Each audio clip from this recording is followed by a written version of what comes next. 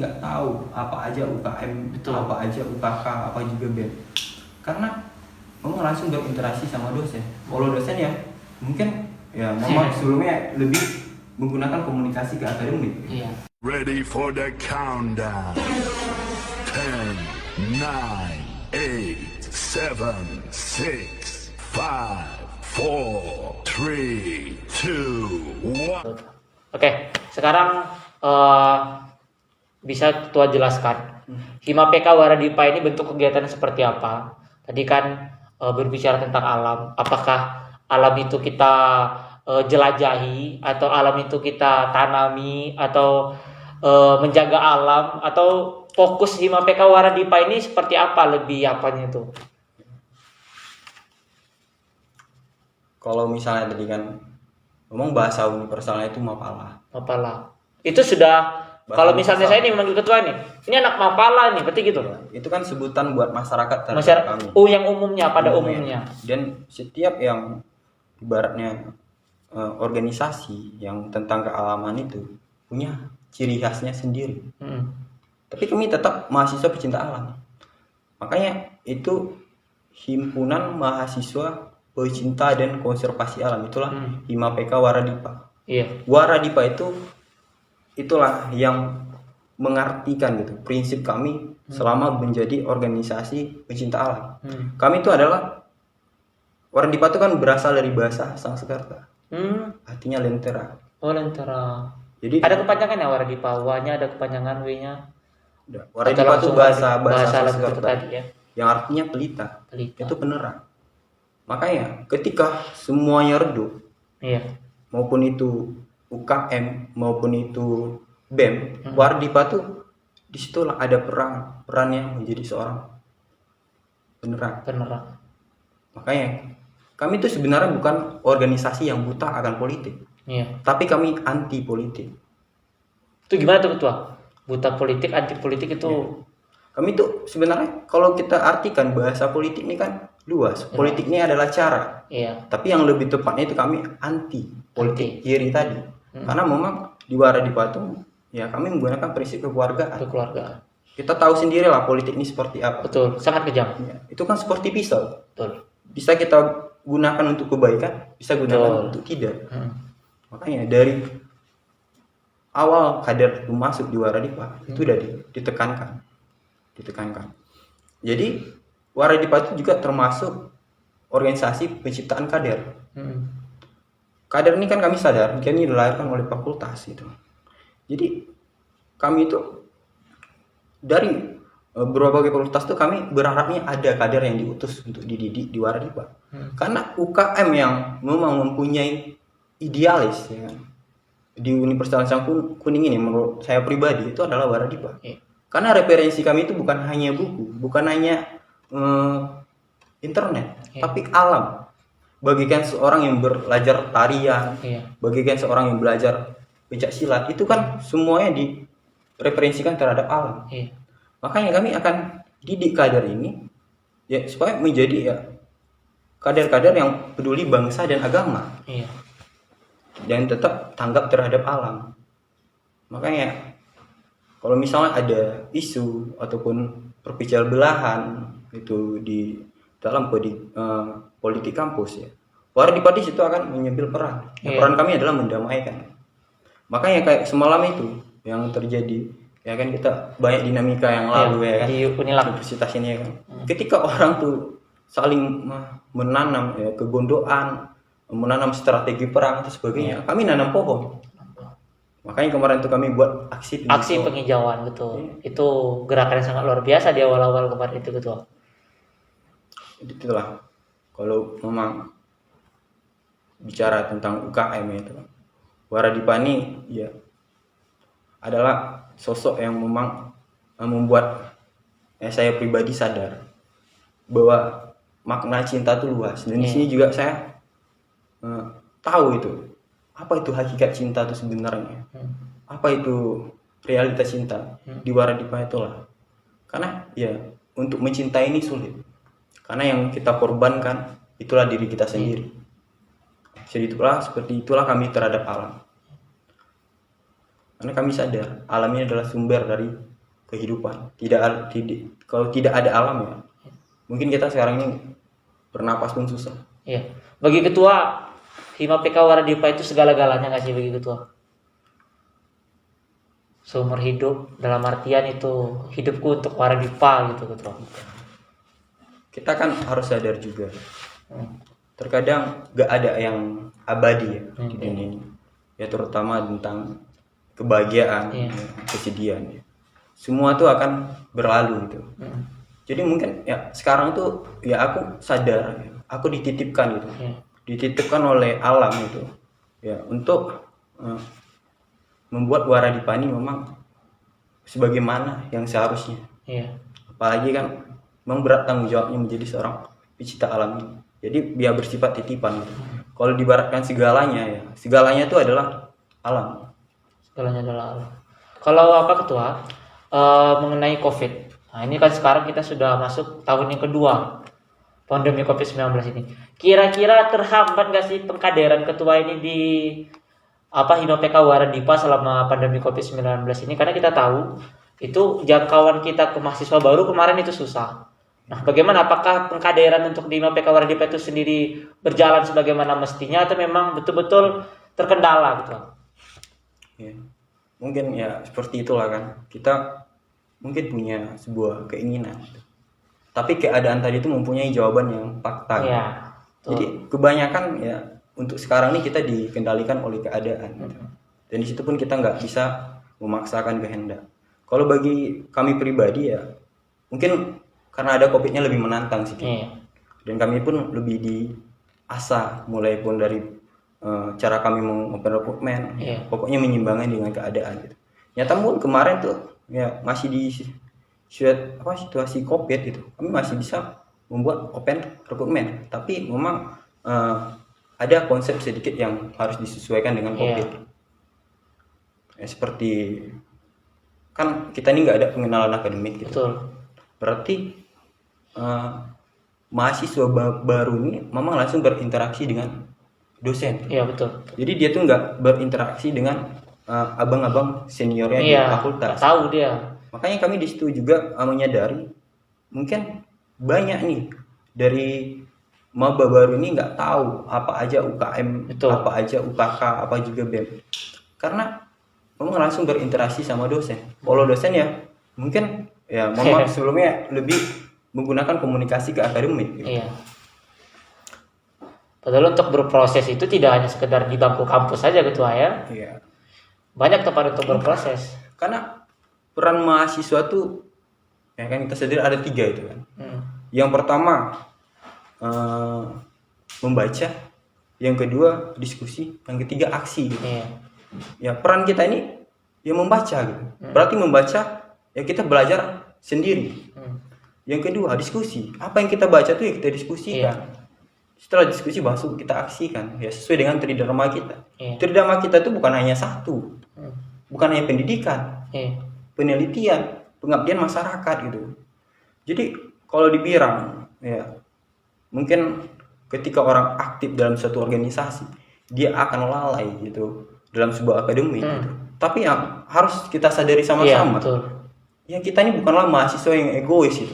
Bukan mahasiswa yang hanya mementingkan diri sendiri atau mementingkan akademik. Kita juga ya, kalau memang iya Unila itu unggul 2030 harus ada peran kita di sana. Jangan hanya fokus terhadap akademik aja. Akademik saja, organisasi juga harus diaktifkan. Yang kedua, ya kita penelitian. Ya dalam penelitian kita butuh yang namanya pengembangan yang bisa menghadirkan perubahan. Betul. Yang ketiga, ini tanggung jawab kita yang memang paling harus kita sadari, pengabdian terhadap masyarakat.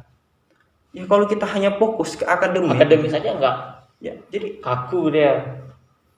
Ya masyarakat ini ya kan juga bisa dibilang ya memang adalah hal yang harus kita tolong. Ketika ada problem, tekanan dari pemerintah atau sebagainya, kita menjadi leader. Menyambung apa yang dirasakan oleh masyarakat gitu. Jadi ya memang ya kita berikut organisasi ini kita nggak digaji. Betul. Kita nggak ada digaji. Tapi ya kalau kita berasumsi bahwa apa yang kita lakukan sekarang ini kita akan menghadapi dunia pekerjaan, Ya dengan ikutnya berorganisasi, di situ kita akan digambarkan. Kalau kita hanya fokus duduk di dalam bangku perkuliahan, yang mana ya itu mungkin secara teoritis. Iya.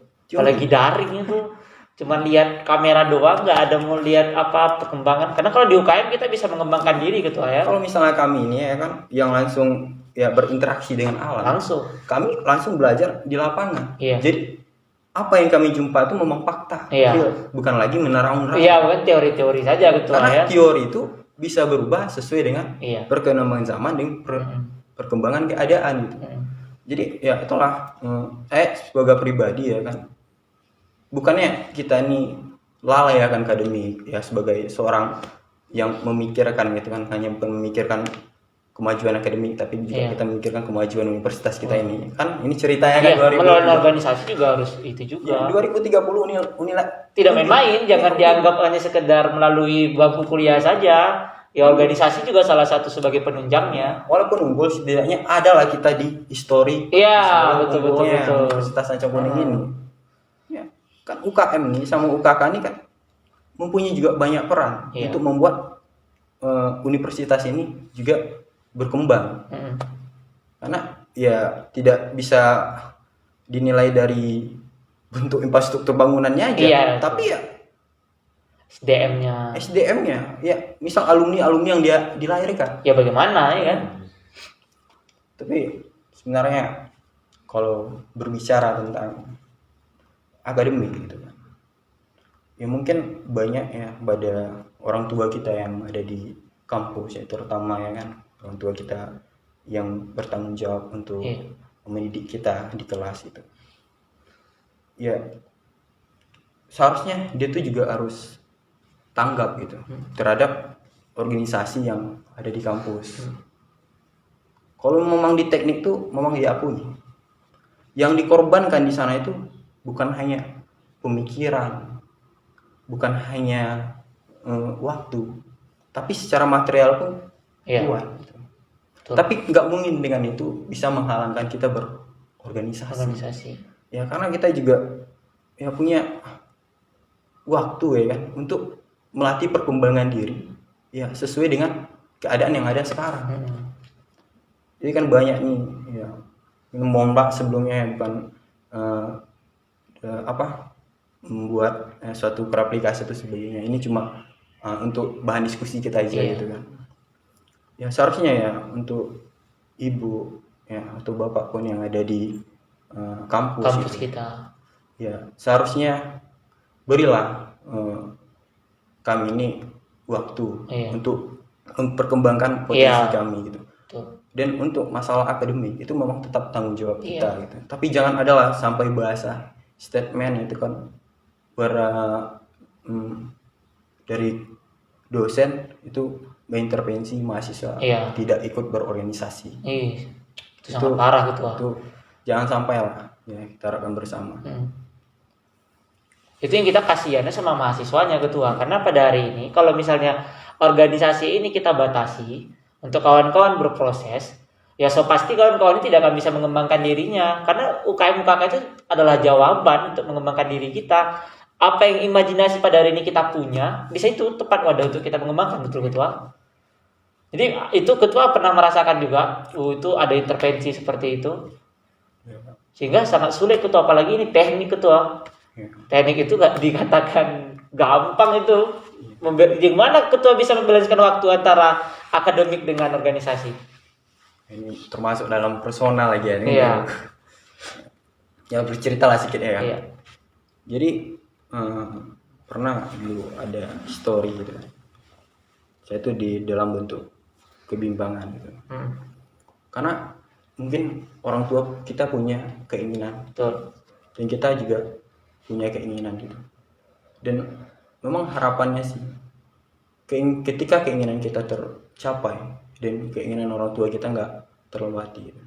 Memang di situ butuh pendewasaan dalam berpikir yang hanya ditemukan dalam organisasi. Ya mungkin ya orang tua kita pengen ya wisudanya cepat gitu, wisudanya mungkin janganlah terlalu lama gitu. Iya, kita sangat menyadari itu. Karena juga ya kan terikat dengan biaya kuliah. Betul, biaya kuliah. Tapi ya, saya berusaha meyakinkan orang tua tuh buat tolong percaya. Iya. Tolong percaya sama Aldi gitu kan. Ya, memang kuliah di waktu wisuda di waktu yang tepat. Itu lebih terasa gitu.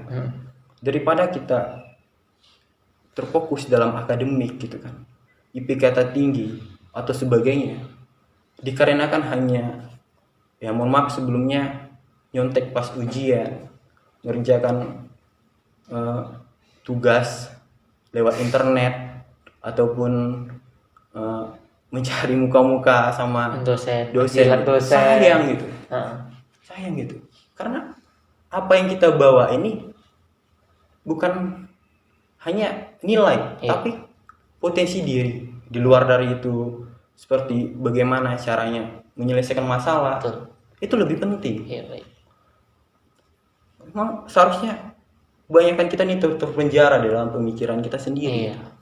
Di dunia pekerjaan itu ya, IPK itu cuma salah satu syarat penerimaan kerja. Yang selebihnya itu adalah skill, knowledge-nya, pengalaman dalam berusaha atau sebagainya gitu. Jadi makanya banyak kawan-kawan yang mungkin ketika dia wisuda dia bingung. Ya kenapa? Karena dia tidak punya jaringan. Iya, betul. Karena dia tidak punya link gitu. Kalau kita yang berorganisasi ini, ya, mungkin ya kita ini mahal. Iya. Mahal itu cuma dua ya kan? Iya. Mahasiswa sama Maesa gitu. Iya. Kalau ketika kita jadi wisuda, kita jadi rakyat biasa lagi. Iya. Nggak harus seperti itu. Harus kita harus dicari. Ya, jadi kan mahanya udah dicabut gitu. Jadi rakyat biasa. Kalau sekarang mungkin kalau kita mau jumpa anggota DPRD atau bupati itu gampang. Jadi ya di situ pun kita bisa ya menambung jaringan. Ketika kita wisuda ya kita fungsikan. Ya, baik. Oke. Terakhir Ketua, mungkin Ketua silakan promosikan tentang Hima PK Waradipa, mengajak adik-adik kita semua untuk bergabung dengan Hima PK Waradipa. Mungkin bisa Ketua jelaskan nanti bagaimana caranya dan siapa yang harus dihubungi. Bisa dijelaskan homestay Ketua, kan ada homestay nih Ketua ya. Itu letaknya di mana? Apa semua itu pasti mahasiswa itu. Harus tahu mahasiswa ini. Kadang anak yang baru kita nggak tahu nih apakah ada homestay atau tidak. Itu silakan Ketua, silakan untuk promosikan Hima PK Waradipa. Ya, kalau misalnya ada ya kan kawan-kawan kita yang itu mahasiswa gitu yang siap untuk diseleksi oleh alam itu untuk menjadi perawatnya. Ya.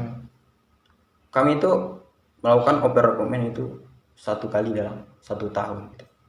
Biasanya yang kami didik itu adalah semester awal.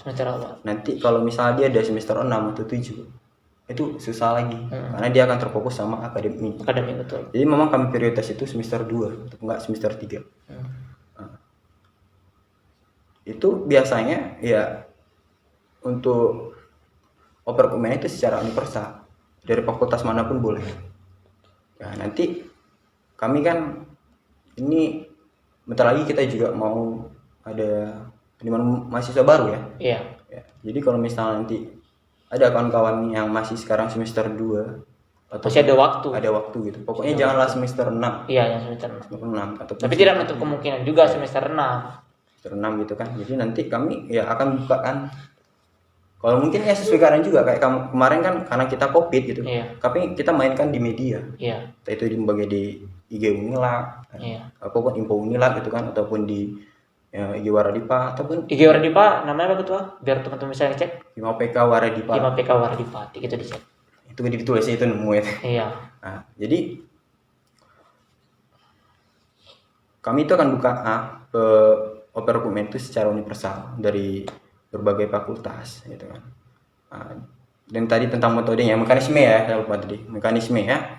Itu lewat media. Yang kedua kalau untuk kemarin ya. Dan biasanya kami juga buka stand. Iya. Kami buka stand itu biasanya itu di depan Puskom. Jadi kita akan di sana ya kan mungkin ada mahasiswa yang mungkin ini apa nih gitu kan. Iya. Jadi kami buka stand ya. Jadi setelah orang tuh mendaftarkan diri ya nanti kami akan interview. Iya. Interview. Ataupun kemarin itu bukan hanya dari untuk nilai juga, tapi kami juga bikin link pendaftaran. Iya. Nah, jadi nanti orang tuh sudah mendaftarkan kan, maupun itu mengisi biodatanya. Kalau misalnya dia lagi nggak ada di Pekanbaru, nanti kami akan panggil untuk interview. Setelah itu baru nanti kita lakukan yang namanya materi ruangan. Setelah itu baru nanti lakukan pralapangan, dan di segala itu diadakan seleksi. Iya, baik. Memang kalau saya tidak bisa pungkiri Ketua, pada hari ini kader-kader dari Hima PK Waradipa itu kalau mau ditaruh di mana aja multi talent. Bisa. Karena misi kami itu ya bukan membuat Waradipa terkenal ataupun institusi. Visi dan misi kami itu menciptakan. Iya, menciptakan kader, betul. Sangat luar biasa. Menciptakan anggota Hima PK Waradipa yang tangguh dan dapat diandalkan di mana saja, di kapan saja. Bagaimanapun kondisinya disesuaikan, bisa cepat belajar. Bukan berarti kami ya kalau misalnya banyak visi dan misi itu ya saya akan membawa ya, gitu, kami gitu. lebih fokus ke kader. Iya. Karena organisasi kita ini pergenerasi. Iya. Akan ada yang datang dan akan ada yang meninggalkan. Iya. Baik teman-teman, silakan khususnya untuk yang pada hari ini yang sudah semester 2, semester 3, apalagi teman-teman yang akan masuk ke dalam Universitas Lancang Kuning. Apabila teman-teman ingin mencari arti tentang loyalitas kekeluargaan, bagaimana pengkaderan yang ada di Hima PK Waradipa, itu silahkan teman-teman hubungi melalui media, ataupun nanti akan ada penyebaran flyer lah dari besok kalau ada info Unilab melalui Instagram Hima PK Waradipa pasti ada. Kalaupun pengen ya tuh untuk diskusi gitu kan, kita tuh punya rumah mahasiswa, homestay. Kita tuh punya homestay ya. Kalau misalnya ada kawan-kawan yang mungkin gabut ataupun nggak ada kerjaan, kesibukan gitu kan, bolehlah datang di homestay kami. Nanti kita di situ diskusi, ya kan. Nanti kita juga di situ bakar jagung atau sebagainya. Iya. Baik, berarti teman-teman homestay Hima PK Waradipa ini bukan hanya untuk Hima PK Waradipa saja. Bagi teman-teman yang pada hari ini memiliki gelar mahasiswa, entah itu teman-teman berada di mana organisasi manapun, silakan datang.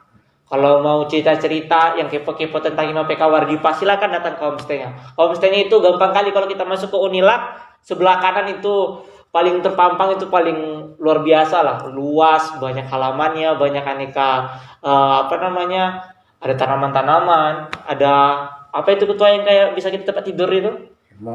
Itu keren. Di sana tempat santainya banyak. Di situ banyak spot, ada juga di tempat kolam. Jadi kalau kita main di Hima PK Waradipa itu nggak suntuk. Yang ditengok itu bukan cuma bangunan doang, nggak aspal doang. Jadi ada yang dilihat di belakangnya bagaimana. Nah, baik, silakan teman-teman, sekali lagi silakan masuk ke Hima PK Waradipa. Siapapun kamu orangnya, jika kamu ingin tepat untuk berdiskusi, datang ke Hima PK Waradipa. Hima PK akan welcome. Siapapun orangnya, silakan. Nah, mungkin sampai sini saja podcast bincang ala-ala kita. Mungkin nanti kita akan ada part-part selanjutnya tentang Hima PK Waradipa lebih dalam lagi. Bagaimana tentang Hima PK Waradipa ke depannya. Nah, mungkin karena waktu juga sudah lama Ketua. Ya, ini kita harap semoga teman-teman semuanya dengan podcast bincang ala-ala kita ini, UKM dan UKK yang ada di Universitas Lancang Kuning ini lebih terekspos lagi. Lebih terekspos dan teman-teman bisa lebih mengenal dan bisa menyesuaikan sesuai dengan potensi teman-teman. Jangan sampai pada hari ini teman-teman kena dengan intervensi siapapun. Saya tidak katakan itu dosen atau orang tua atau bagaimana, tetapi kalau kamu memang memiliki kemampuan, silahkan masuk ke dalam tempat yang kamu inginkan, imajinasi kamu di mana, keluarkan saja, masuk saja ke sana. Masalah intervensi apa akademik itu belakangan, tapi tetap akademik itu nomor satu. Itu tujuan kita itu lihat. Bisa nomor 2 kan. Tapi itu harus diselaraskan lah. Kalau ada nanti yang bilang pada hari ini anak organisasi itu lambat kuliahnya, masuk dulu biar tahu gimananya. Ada yang kayak gitu, kita nggak tahu gimana kejadiannya, betul Ketua ya. Baik, terima kasih teman-teman, terima kasih atas waktunya Ketua. Mungkin ini saja, saya minta maaf apabila ada salah kata. Wabillahi taufiq wal hidayah. Wassalamualaikum warahmatullahi wabarakatuh.